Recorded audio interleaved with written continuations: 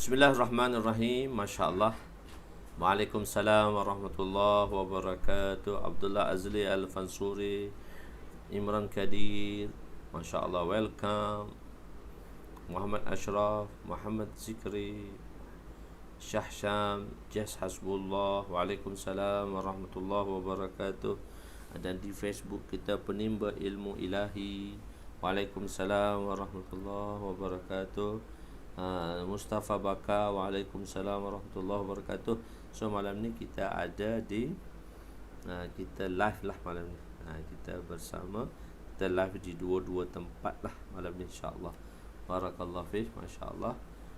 Tuan-tuan boleh bersama, masya-Allah. Tuan-tuan boleh hadirkan Ramli Sharif, Selamat Suhaso, Maryam Ahmad, Ahmad Nubli, Ruqiyah Ahmad. Malam ni Jeff, Nubli, kita muka surat apa? 352, 353 atau 353? Masya Allah. Waalaikumsalam warahmatullahi wabarakatuh. Masya Allah. Tuan-tuan boleh hadirkan diri. Asyahidi, Abdullah Azli Al-Fansuri, Rano Bai, Masya Allah, daripada Brunei, Masya Allah. Izzat Isa, Cikgu Izzat Isa daripada Sungai Petani. 352, Masya Allah. 352 hadis yang ke 2373 2372 itulah hadis 2372, hadis ke-8. Okey, Masya Allah. Tuan-tuan boleh hadirkan diri, Masya Allah. Kita bersama malam ni Ahmad Nubli, Masya Allah. Waalaikumsalam warahmatullahi wabarakatuh. Begitu juga di Facebook kita, tuan-tuan di Facebook kita, dan di YouTube. Dua-dua malam ni kita bersiaran. Bismillahirrahmanirrahim. Assalamualaikum warahmatullahi wabarakatuh. Subhanaka la ilma lana illa ma 'allamtana innaka antal alimul hakim. Wala haula wala quwwata illa billahil aliyyil azim. Rabbi yassir wa la tu'assir wa tammim bil khair ya fattah wa bika nasta'in. Nahmaduhu wa nusalli wa nusallim ala rasulihil karim wa ala alihi wa ashabihi al-fatihina bihadiyihim ila al-haqiqatil majaza, amma ba'du. A'udhu billahi minasyaitanir rajim. Bismillahirrahmanirrahim. Wal 'asri innal insana lafi khusr illa allazina amanu wa 'amilus shalihat wa tawasaw bil haqq wa tawasaw bis sabr. Sadaqallahul azim.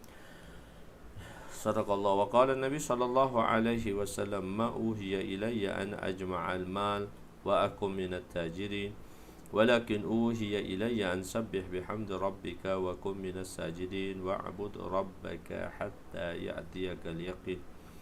Atau kama qala alaihi musallatu wassalam. Ya, malam ni insya-Allah Ustaz Abu Hanafiyah, Abu Bai, orang di selatan tapi tinggal di utara, di Thailand, masya-Allah, dengan sebab panggilan pulau, masya-Allah, daripada Johor sampai ke Narathiwat. Okey, masya-Allah, kita malam ni berada pada jilid kelima di dalam kitab Asmaullah, nama-nama Allah, di dalam bab, masih lagi bab keluasan rahmat Allah, pada hadis yang ke 2372/8. Amalan tidak menjamin seorang itu ke syurga kecuali rahmat Allah. Amalan itu dari Sungai Besar, Saiful Mazwara. Masya Allah. Amalan tidak menjamin seorang itu ke syurga kecuali dengan rahmat Allah. Bismillahirrahmanirrahim. Kinzo Miyazawa. Wan Jabirin radhiyallahu anhu qala Rasul sallallahu alaihi wasallam, la yudkhilu ahadan minkum amaluhul jannata wa la yuhjiruhu minan nar wa la ana illa birahmatillah.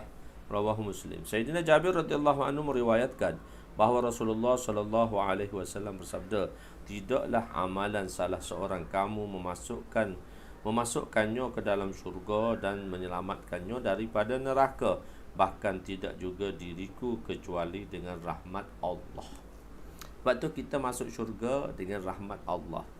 Amalan ialah sebagai satu sebab untuk kita mendapat rahmat Allah. Amalan ialah sebagai satu sebab untuk kita mendapat rahmat Allah. Allah Subhanahu wa taala telah berjanji kepada zatnya, inna wa'dallahil haq, sesungguhnya janji Allah itu pasti benar. Pasti benar. Allah Ta'ala telah berjanji pada zatnya, dia akan memasukkan syurga pada mereka yang beramal dan memasukkan neraka pada mereka yang tidak beramal dengan rahmatnya. Tapi bukan syurga. Kita buat perintah sebab bukan untuk mendapat syurga. Kita buat perintah sebab itu kita dimukallafkan. Kita diberi tanggungjawab. Kita ada responsibility. Kita bertanggungjawab untuk menunaikannya. Jadi sebab itu tidak ada satu amalan yang dilakukan oleh insan dengan sebab amalan itu Allah mewajibkan terhadap perbuatannya.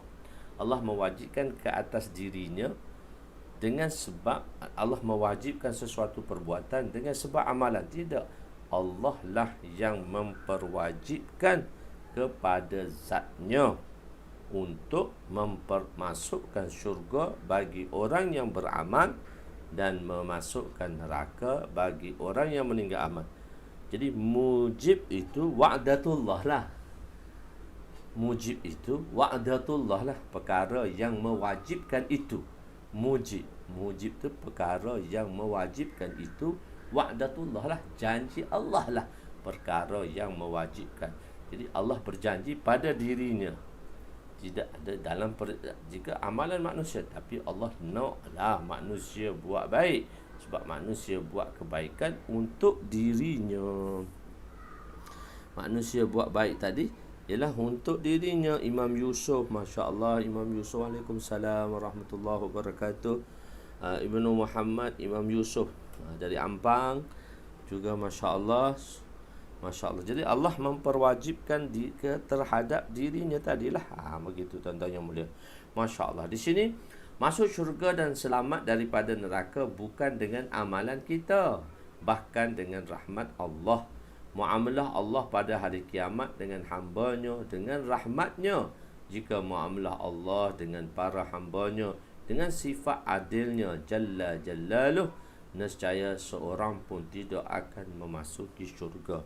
Jika Allah bermuamalah adil dengan kita, setiap sesuatu yang adil pasti diberi. Setiap sesuatu yang adil pasti dibalasi. Benda yang kita diberi percuma, nafas percuma, semua ni kena balas, kena bayar. Kena bayar. Sehari kita bernafas berapa kali? 25 hingga 27 ribu kali sehari. Lan kita bernafas ni 25 hingga 27 ribu kali sehari.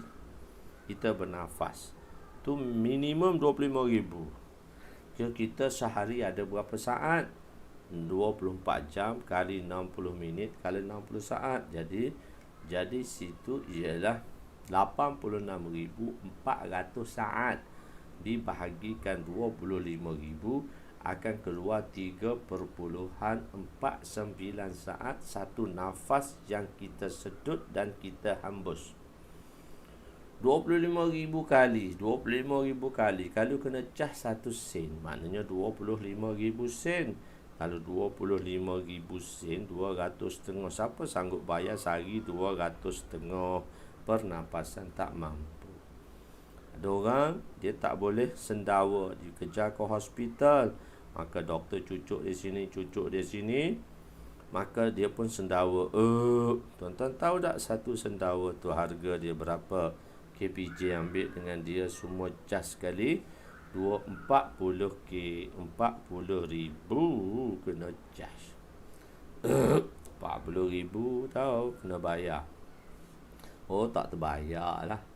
Jadi amalan kita adalah untuk tingkatkan dalam syurga. Tapi dalam syurga dengan amalan kita akan tingkat. Masuk syurga dengan rahmat Allah.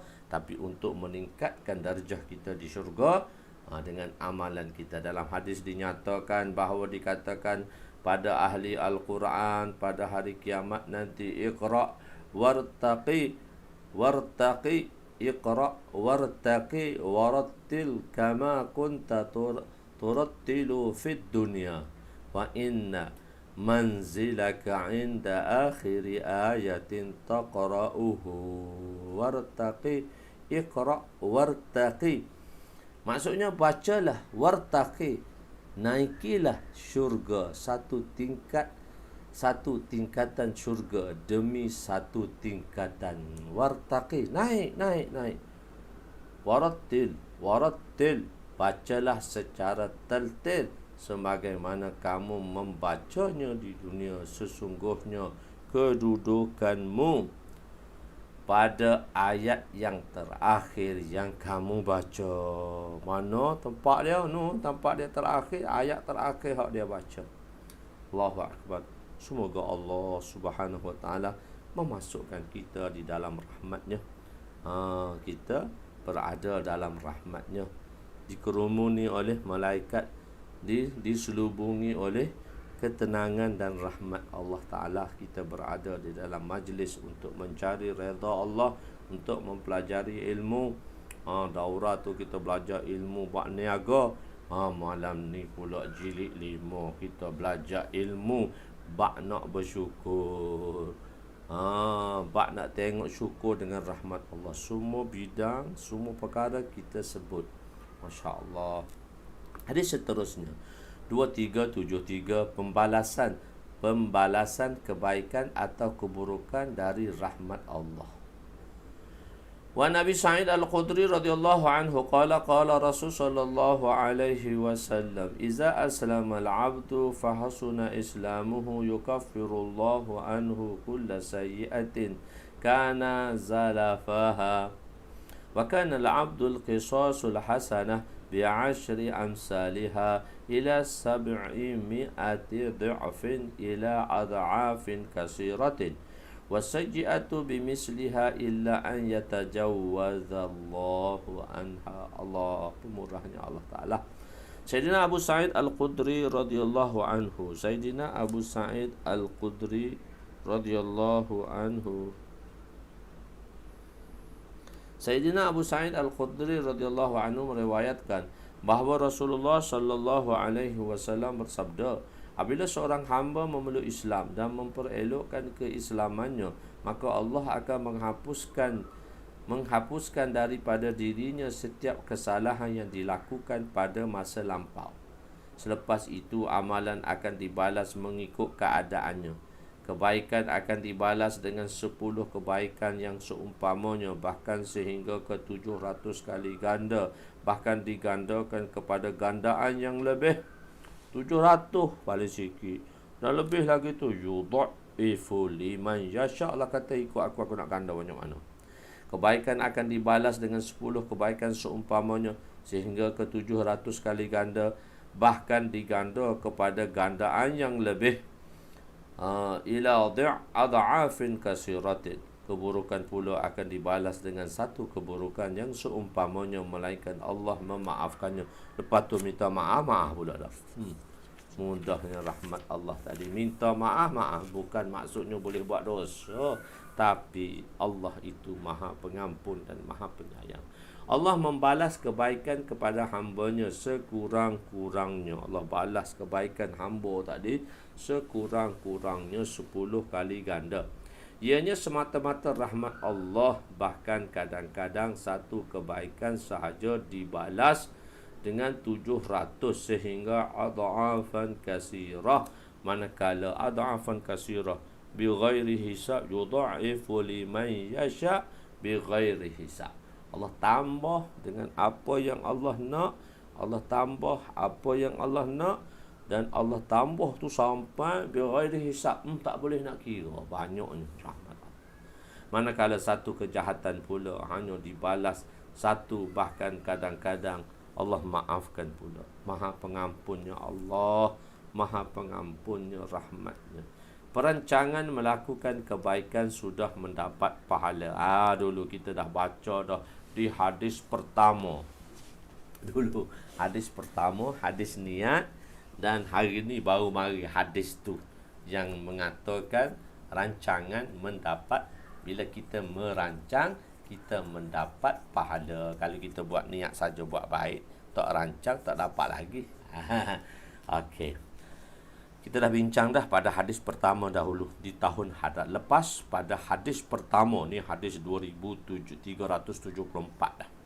Wa an Ibni Abbas radhiyallahu anhuma qala Rasul sallallahu alaihi wasallam, innallaha katabal hasanati was sayyiat faman hamma bihasanatin falam ya'malha katabahallahu lahu indahu hasanatan kamilah wa in hamma biha fa'amilaha kataballahu lahu indahu 'ashra hasanatin ila sab'ata hasanatin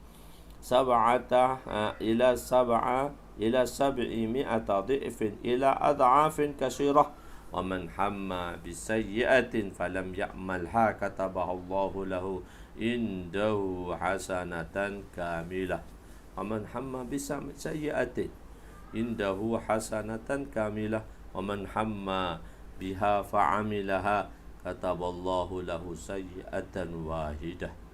Ajib.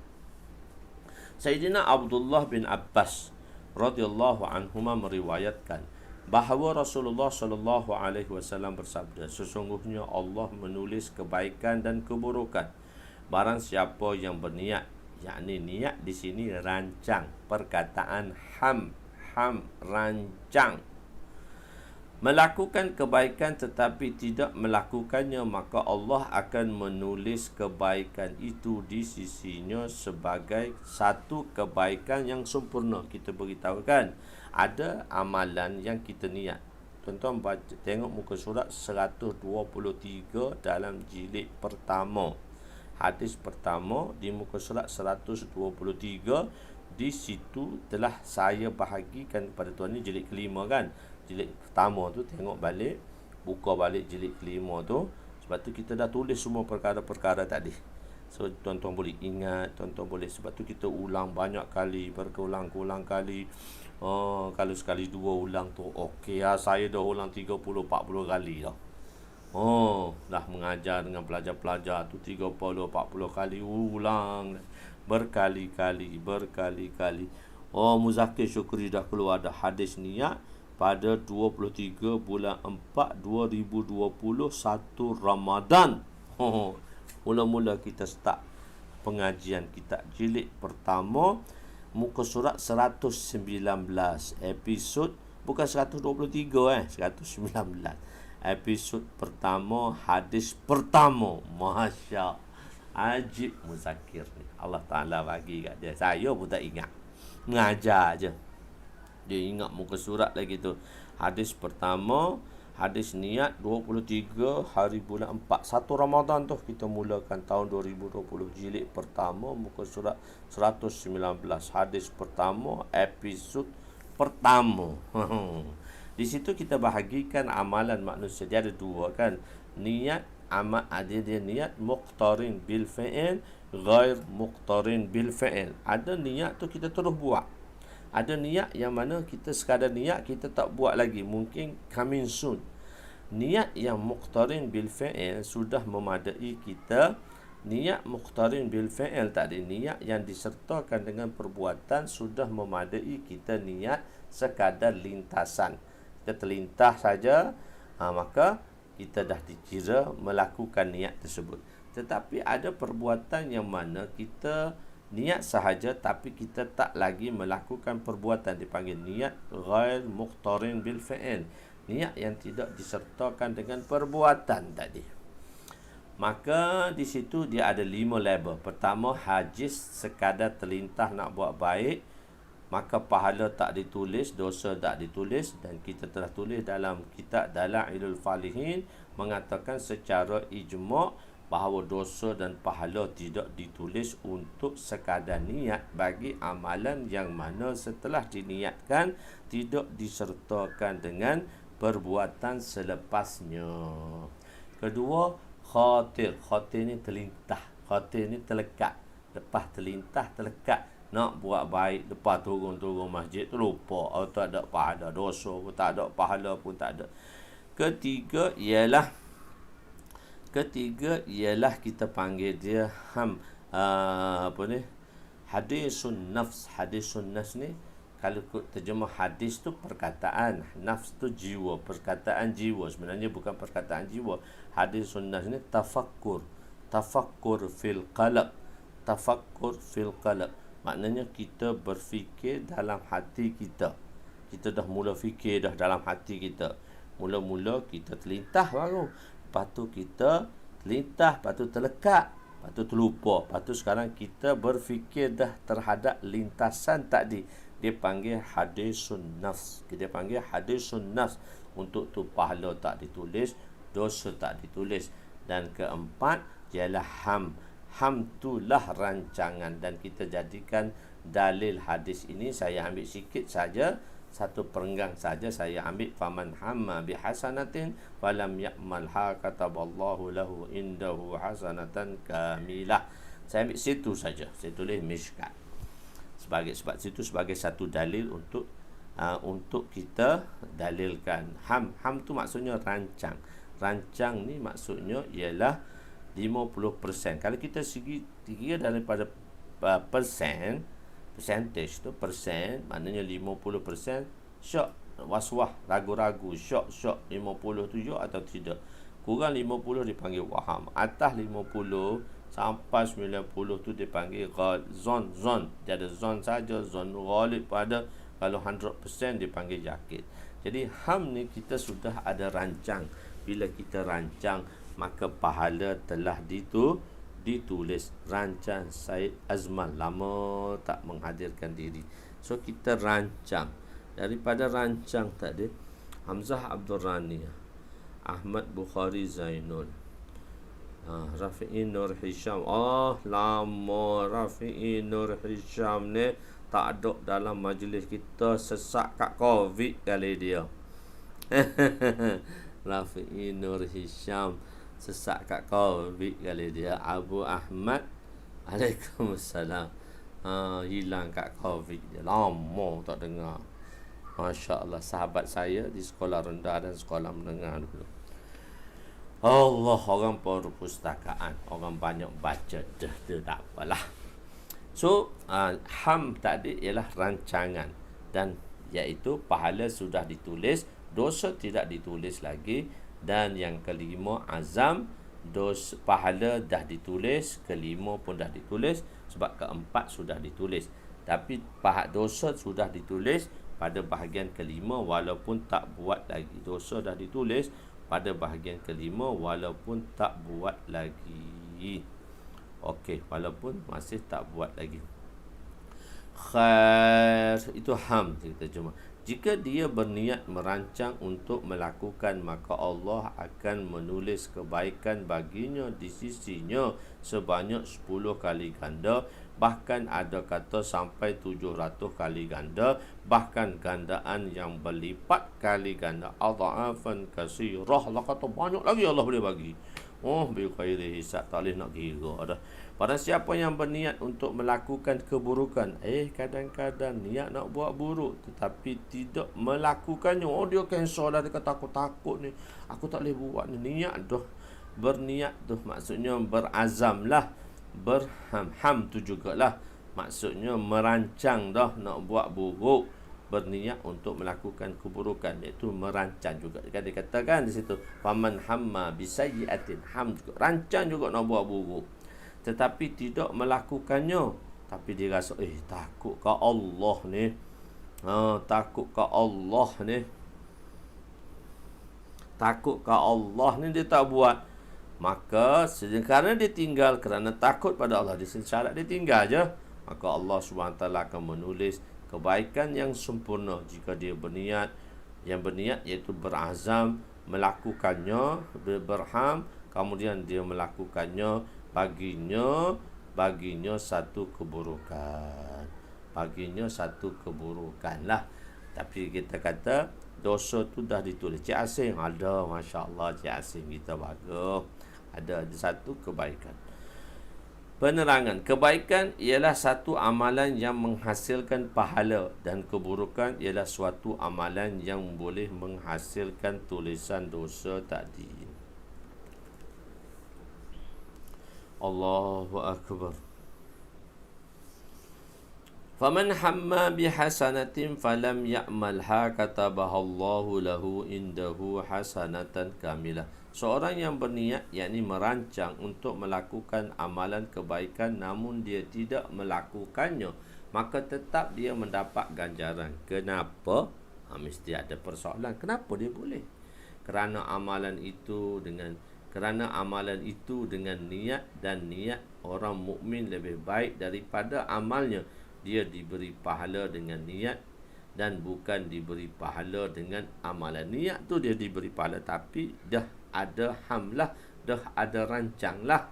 Namun pahala tidak dilipat kali ganda dengan niat, dengan berniat semata-mata. Tapi niat bukan hajiz, bukan khatir, bukan hadisun nafs, tapi niat tu merancang. Sebab tu kita tulis rancangan Malaysia ke-12. So sekarang kita nak masuk tahun depan, rancangan Malaysia ke-13. So dia ada rancang. Begitu. Allahu Akbar. Dalam Kitabul Iman diterangkan maksud niat yang lebih baik daripada amalannya. Niat itu besar, boleh dibesarkan dan diperbagaikan walaupun amalan yang ingin dilakukan itu kecil sahaja. Telah kita katakan nak sapu-sapuh je, tapi niat sapu maksiat dalam dunia. So pahala dia besar. Masya Allah. Rafa'i Nur Syam, lama tak jumpa ada dia malah ni angkat tangan ada. Okey. Ila adha'afin kasirah. Allah dengan rahmat dan kasih sayangnya melipat gandakan balasan bagi amalan kebaikan. Ia berbeza mengikut niat, keikhlasan dan sejauh mana dijaga kualiti amalan yang dilakukan itu. Kualiti amal mesti ada lagi, pahala lain pula. Kualiti amal tak ada. Macam mana amal ada iman dan ihtisab. Dengan iman dan ihtisab tu, so kualiti amal tadi akan ditambahkan. Iman, yakin kita pada perintah. Ihtisab, yakin kita pada janji. Itu maksud tu. Sejauh mana dijaga kualitas. Jaga kualiti amalan yang dilakukan itu. Disebut ila adha'afin kasirah.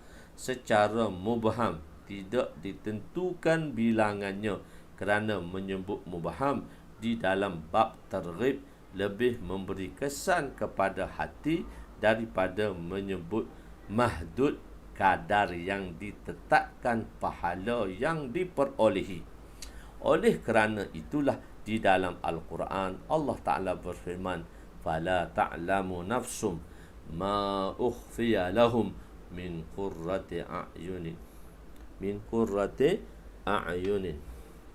Maksudnya, maka tidak ada seorang pun yang mengetahui satu persatu persediaan yang telah dirahsiakan untuk mereka dari segala jenis nikmat yang amat indah dipandang dan menggembirakan.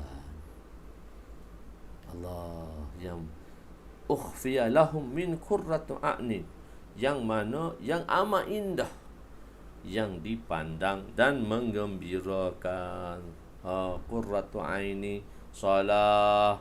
Qurratu aini telah kita terangkan makna qurra atau qarra. Kalau qurrah dia memberi makna, qurrah dia memberi makna apa?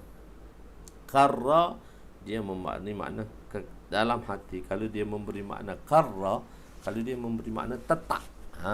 Dengan dalam solat tu pandangan kita tetap terpegung dengan kebesaran Allah. Atau qurrah memberi makna sejuk. Ada dua makna daripada perkataan qurrah. Qurratu aini daripada qarra atau qurra. So kita dah jelaskan dulu. Okey, kita jalan je lah. Dalam hadis kursi Allah SWT telah sebut, a'dattu li'ibadis salihina ma la aynun ra'at wa la uzunun sami'at wa la khatara ala qalbi bashar. Maksudnya, aku sediakan untuk hamba-hambaku yang soleh balasan yang tidak pernah dilihat oleh mata, tidak pernah didengar oleh telinga, tidak pernah terlintas dalam hati mana-mana manusia.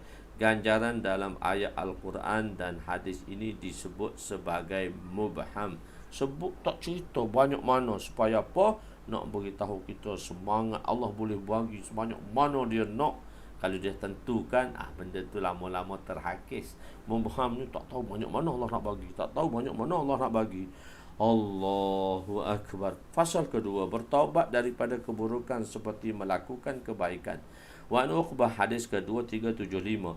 Wa an Uqbah bin Ibn Amir radhiyallahu anhu qala Rasul sallallahu alaihi wasallam, innal masala allazi ya'malu sayyi'at summa ya'malu al-hasanat kamasali rajulin kanat alaihi zir'un dayyiqatun faqad khanaqat hu summa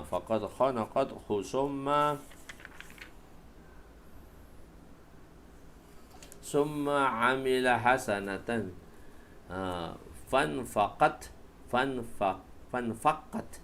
halqatun summa amila al-ukhra fanfaqat ukhra hatta takhruja ila al-ard. Rawahu fi syarh sunnah. Niat tidak menghalalkan cara. Kalau benda tu, kalau niat tu tidak menghalalkan cara, kalau benda tu dah haram, niat macam mana pun dia tak boleh halalkan cara tu. Niat tu tak boleh. Kalau benda yang tak betul, sebab benda yang syarak tu, sebab itu kita dah kata niat tu yang betul tu, niat yang tak menghalalkan cara. Niat tak menghalalkan cara. Maknanya tak menghalalkan, niat tu tak menghalalkan cara. Tak menghalalkan cara kita. Kita buat macam ni, tak menghalalkan cara kita. Sebab cara tu dia dah mesti bersandarkan kepada syarak. Kalau dia dah lari daripada syarak, niat macam mana pun dia tak menghalalkan cara yang tak betul tadi. Sebab niat tadi benda cara, sebab sesuatu benda yang kita nak buat dia mesti ada syarak dia. Misal sebab tu bid'ah, dia kata kullu bid'atin dalalah. Setiap benda yang baru itu dalalah. Itu terjemah tak boleh. Setiap perkataan setiap tak boleh terjemah, walaupun di perkataan kul, sebab kul tu telah ditafsirkan oleh ulama secara jelas. Jadi kul bukan semua benda hak baru tu sesat. Perkara yang mana keluar dari batas syariat. Dia mengatakan hak dunia tak apa, dia tak bid'ah. Yang bid'ahnya benda agama. Dunia pun dia ada batasan syariat. Kalau lari dia ada batasan syariat, so dia tak boleh juga. So batasan tu, cara tu syariat lah. Jadi niat tidak menghalalkan cara. Jika cara tadi telah terkeluar daripada syariat dan tidak ada dalam garis syariat, niat macam mana pun dia tak buat, dia tak menghalalkan cara itu. Sayyidina Uqbah bin Amir radhiyallahu anhu meriwayatkan bahawa Rasulullah sallallahu alaihi wasallam, cara niat tidak menghalalkan cara, kan Rana tu dia nak tanya tu cara. Maksudnya kita mesti tahu dah al-halalu bayyinun, al-haramu bayyinun. Niat tak menghalalkannya, betul? Niat tak maksudnya kalau kita niat baik menghalalkan benda yang buruk tadi, tak. Niat tak menghalalkan cara itu. Niat kita tak apa, kita niat baik walaupun kita buat benda yang bersalah syariat. Tak bolehlah benda yang bersalah syariat. Setiap perbuatan itu ada landasan syariat. So kalau kita buat berdasarkan kepada landasan syariat, okey. Atas landasan syariat tu, dia ada atas landasan syariat. So kita digariskan. Sebab tu Nabi kata al-halalu bayyinun, al-haramu bayyinun. Halal dah jelas, haram dah jelas. So benda yang dihalalkan oleh syarak. Cuma dalam perbahasan ulama, adakah sebelum syarak semua benda tu halal atau haram? Adakah halal atau haram? Sebelum syarak, adakah benda tu halal atau haram? Itu perbahasan pula di kalangan mazhab lah. Jadi dalam mazhab Hanafi kata semua benda sebelum syarak haram. Dia letak haram selalu. semua perkara sebelum syarak haram, kecuali yang digariskan oleh syarak benda tu halal. Maksudnya sebelum qabla syarak, qabla syarak. Semua perkara sebelum syarak haram. Yang halalnya perkara yang dijelaskan oleh syarak. Kita kata semua benda harus kecuali yang diharamkan. Itu dia beza sikit je. Itu dalam Syafi'i kita kata semua benda harus kecuali ada perkara dalil yang mengharamkan. Hanaf kata semua haram. Ada benda-benda haram lah. Maksudnya ada semua benda haram kecuali yang dibenarkan oleh syarak. Beza sikit je. Asal tu harus atau tidak harus. Kita kata semua harus kecuali perkara yang dijelaskan, yang diharamkan oleh syarak. Hanaf kata semua tak harus kecuali apa yang semua tu tak harus kecuali apa yang dihalalkan oleh syarak. Benda yang dibolehkan oleh syarak lah, benda yang dibolehkan oleh syarak. Okey. Sesungguhnya perumpama seorang melakukan kebaikan, kemudian dia melakukan kebaikan seperti seorang lelaki yang terdapat pada tubuhnya. Seorang lelaki yang terdapat pada tubuhnya baju besi yang sempit yang telah mencengkik dia. Allah, pakai baju besi hot sempit pula tu kan. Kemudian dia melakukan kebaikan, maka rantai baju besi itu terbuka. Kemudian dia melakukan kebaikan yang lain, maka rantai yang lain pun terbuka, sehingga baju besi itu terkeluar ke bumi, yakni jatuh daripada tubuhnya. Maksud hadis ini ialah apabila seorang melakukan dosa, maka dia akan rasa dadanya sempit kan. Orang tak pernah buat dosa ni, dia rasa sempit, dia rasa sedih. Orang tak pernah bunuh orang, orang tak pernah pukul orang, dia rasa bersalah, dia rasa sempit je. Dia pukul kan kerana secara zalim lah. Orang tak pernah buat orang secara zalim, dia rasa bersalah, dia rasa duduk tak senang hati. Itu maksud dia sempit tadi. Dada dia tu rasa sempit je. Kalau orang jahat kan, kali pertama dia bunuh orang, dia rasa bersalah. Dia tak, bila dia tembak orang tu, dia tak boleh nak bergerak tu daripada tempat yang tu. Kaki dia tak boleh nak angkat sebab dia krem, dia jam. Dia rasa sempit. Dia rasa sempit walaupun bumi yang luas tadi, dia rasa sempit. Laqad nasarakumullahu fil mawadin qasiran wa yawma hunain iz a'jabatkum kasratukum falan tughniya ankum syai'a. Itu merasa dia tengok sudut lain lah. Nabi kata apa? Allah Ta'ala kata pada peperangan Hunain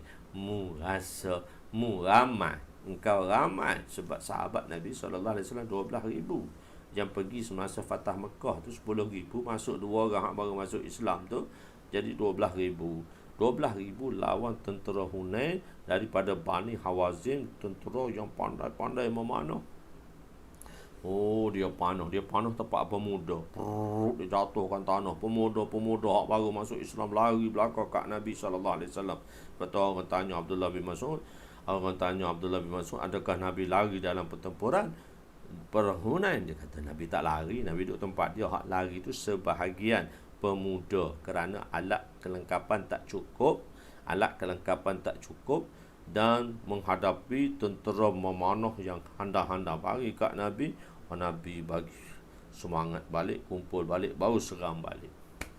Itu dari sudut tu. Kalau dari sudut ada di kalangan mereka merasai mereka ni, Allah laqad nasarahumul qasir wa yawma iz a'jabatkum kasratukum. Kamu rasa mu lebih hari tu. Wa daqat alaihimul ardu bima rahabat. Bila kita rasa lebih, kita pun rasa sempit juga.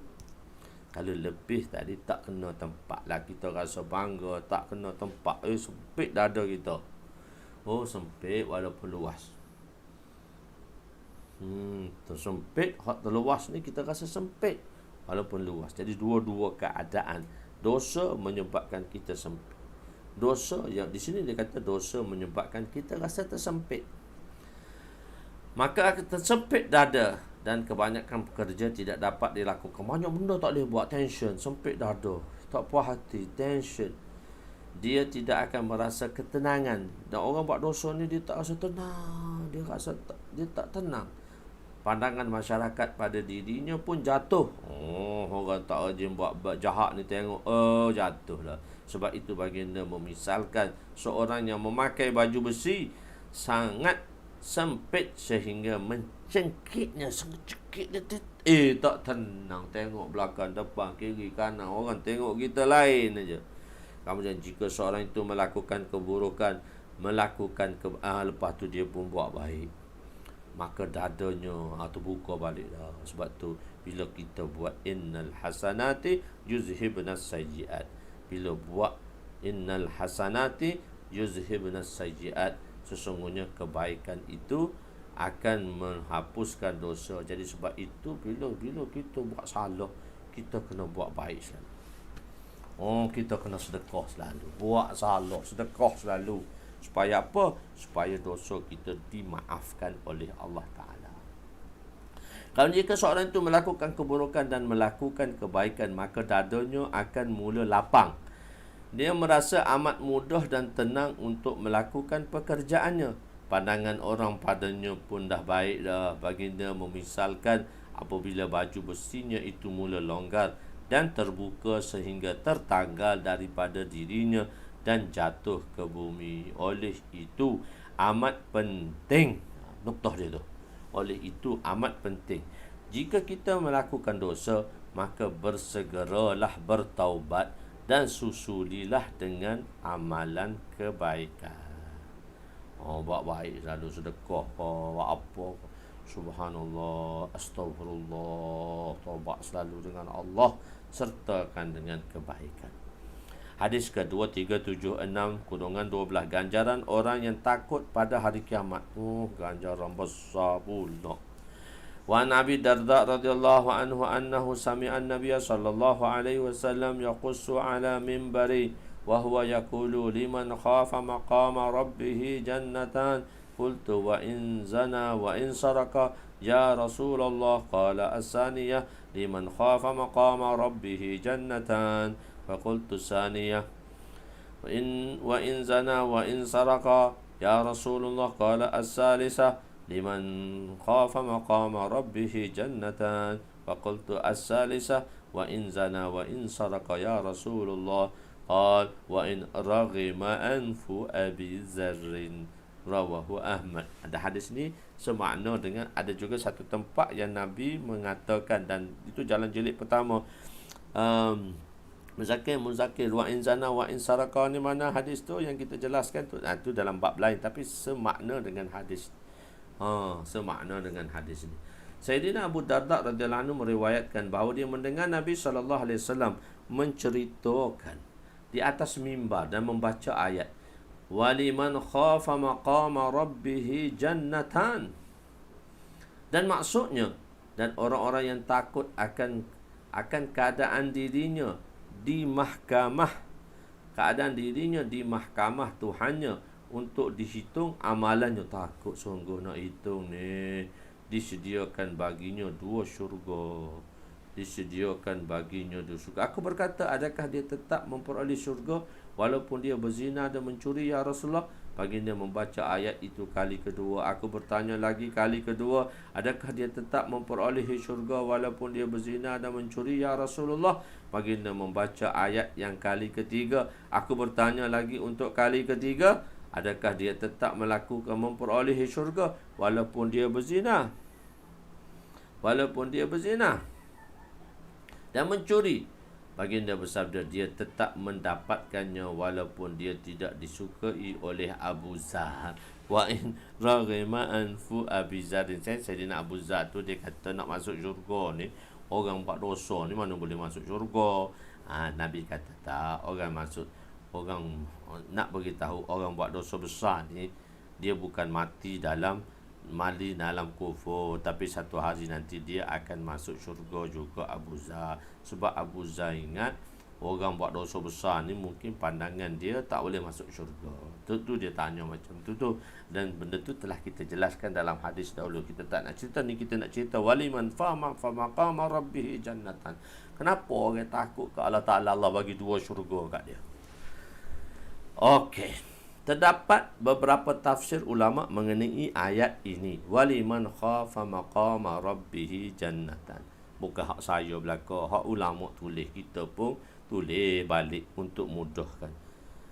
Hadis ke-26 Burunan jilid 1 muka surat 227 17 bulan 5 2020 24 Ramadan. Ada ingat habis je. Nanti Nubli bila kita buat semua untuk jilid 1 jilid 2 ni, jangan lupa benda-benda penting ni minta dengan Muzakir dan masuk Muzakir dalam sosial media kita jugalah, untuk mudahkan kitab-kitab ini dibuatlah senanglah. Nanti nak mengajar pula tak tahu bila masa lagi nak habiskan semua 12 jilid pada tuan-tuan ni. Nak ulang balik tak tahu bila masa lagi. Ni peluang yang ada. Dah habis dekat 6 jilid dah, ada 6 jilid lagi. Kita target dalam setahun lebih lagi habis gitu, 2 tahun setengah lagi habis lah. Jadi nak mula pula. Tapi pelajar-pelajar tu kita belajar dengan pelajar-pelajar lain. Cepat, ada cepat lambat, ada tempat kita lambat, ada tempat perbahasan yang kita tak bahas pada tuan-tuan, sebab perbahasan tu memerlukan ilmiah dan perkara-perkara yang lain yang perlu difahami dengan ilmu alat yang dipelajari dalam masa 6 tahun tu. Okey, so tafsir ayat. Waliman khafa maqama rabbih jannatan. Maqama rabbih maksudnya tempat yang para hamba akan berdiri pada untuk dihisap. Waliman khafa maqama rabbi, maksudnya satu tafsir mengatakan apa? Pada hari hamba duduk berdiri. Kita semua ni duduk berdiri.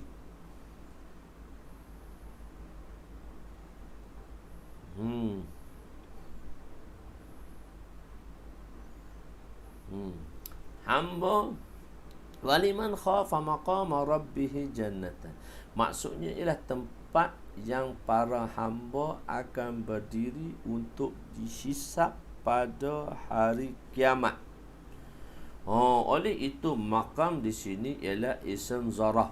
Maqamun ism zarah. Ism zarah tempat lah maksud dia. Ism zarah ni maksudnya tempat. Zarah ada dua, zarf zaman, zarf makan. Satu tempat, satu masa. Satu tempat, satu masa. Kalau zarf zaman dia masa, kalau tu zarf makan dia tempat. Di sini dia kata zarf ismi zarah, ism zarah di sini. Maksudnya maqam ialah tempat. Maknanya ayat ini mengenai mengikut tafsir ini wallahu alam lah.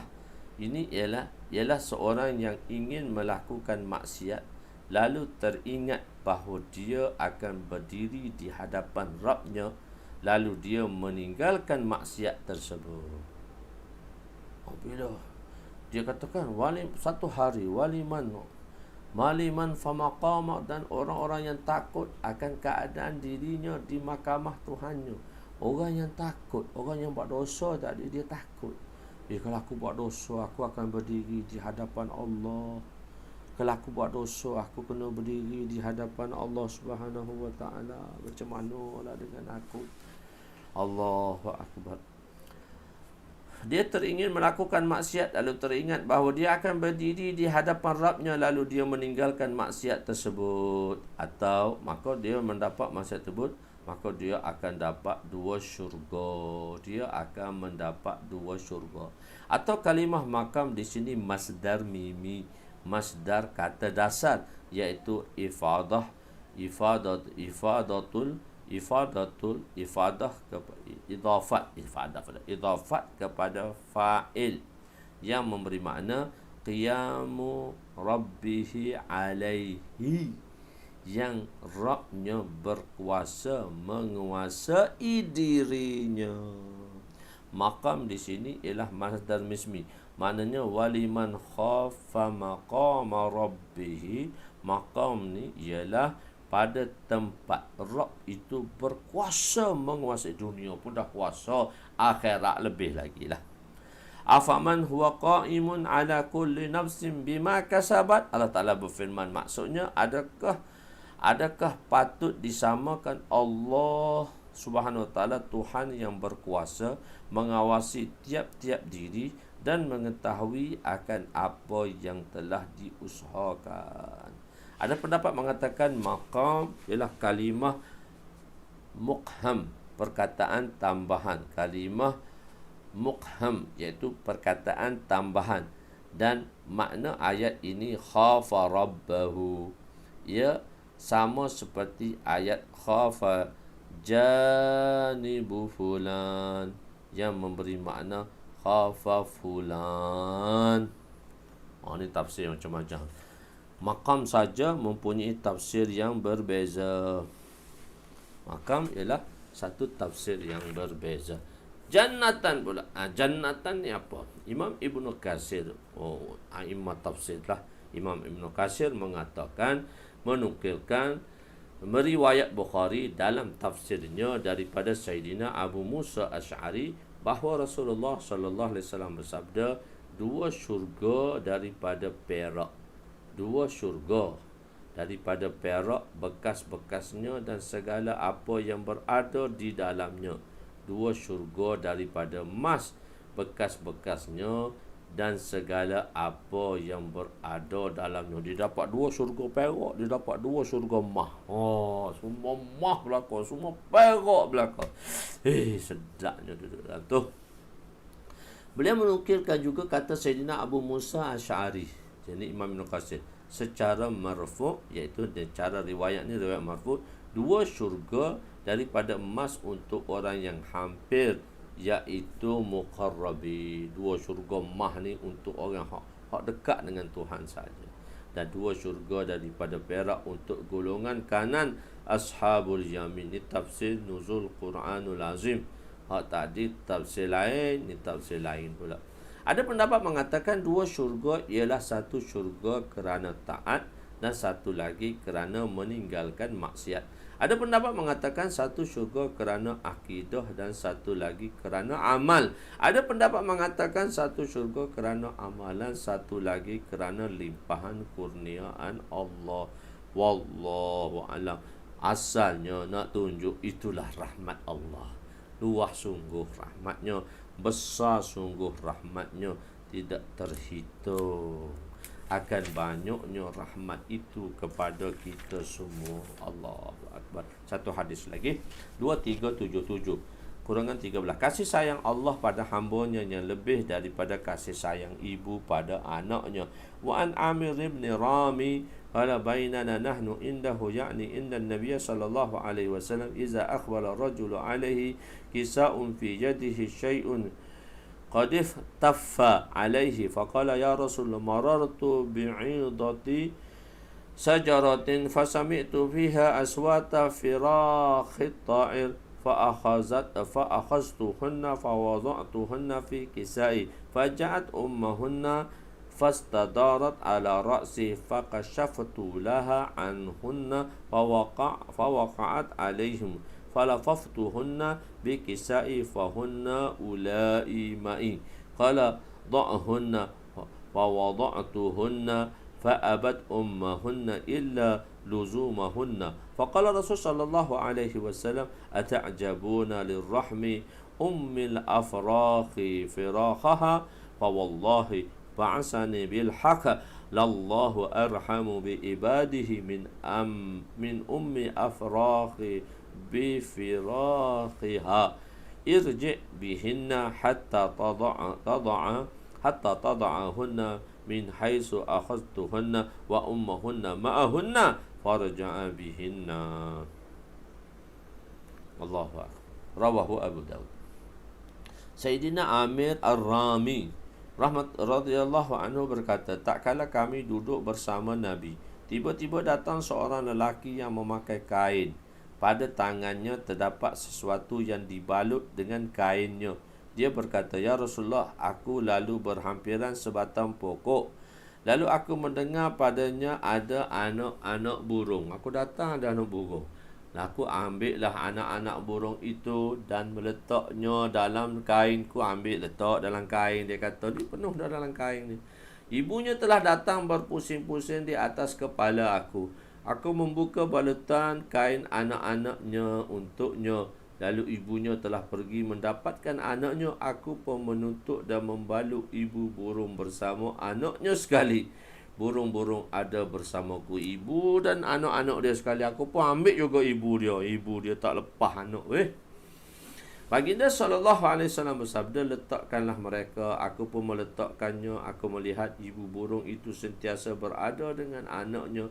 Lalu Nabi SAW bersabda, adakah kamu hairan dengan kasih sayang seekor ibu burung pada anaknya?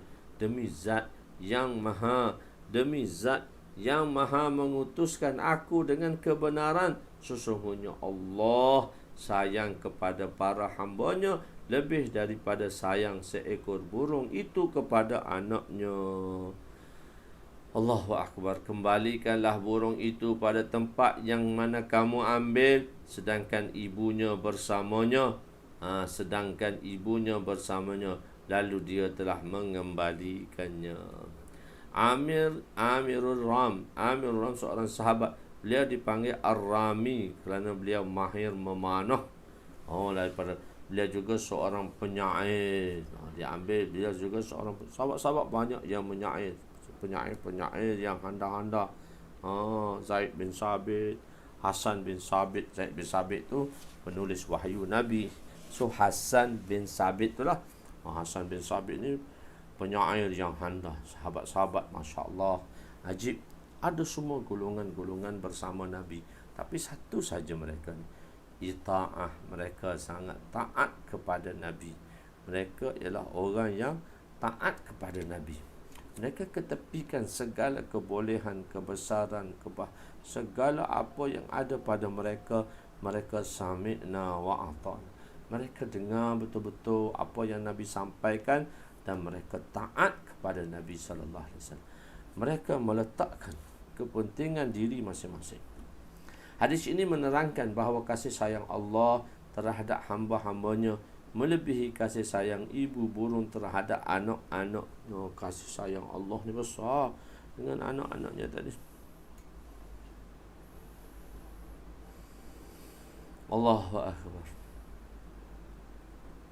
Terhadap hamba-hanya melebihi kasih sayang burung terhadap anaknya. Ini adalah kerana kasih sayang Allah berterusan dan tidak terputus, berbeza dengan kasih sayang ibu burung itu kepada anaknya. Ibu burung tu kepada anaknya. So kasih sayang Allah ni sentiasa. Sebutlah namanya, panggillah namanya apabila kamu berada dalam kesusahan. Ya Allah, sebutlah namanya apabila kamu berada di dalam kesulitan.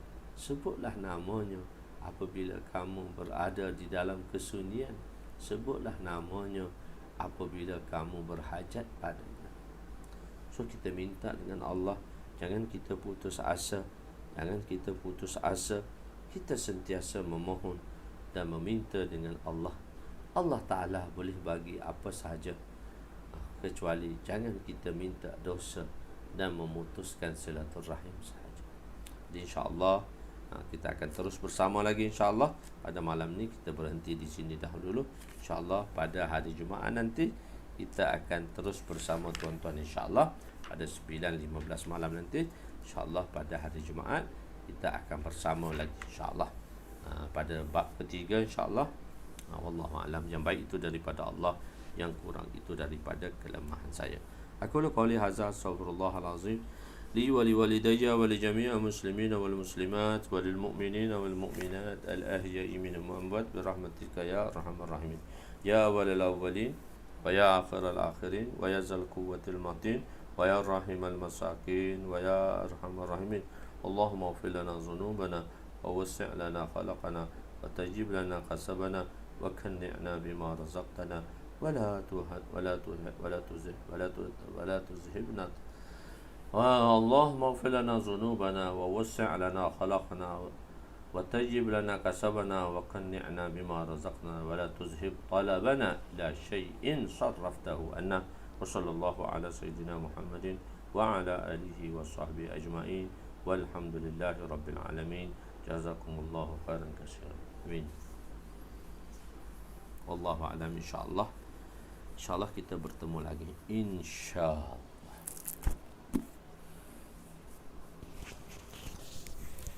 Allah.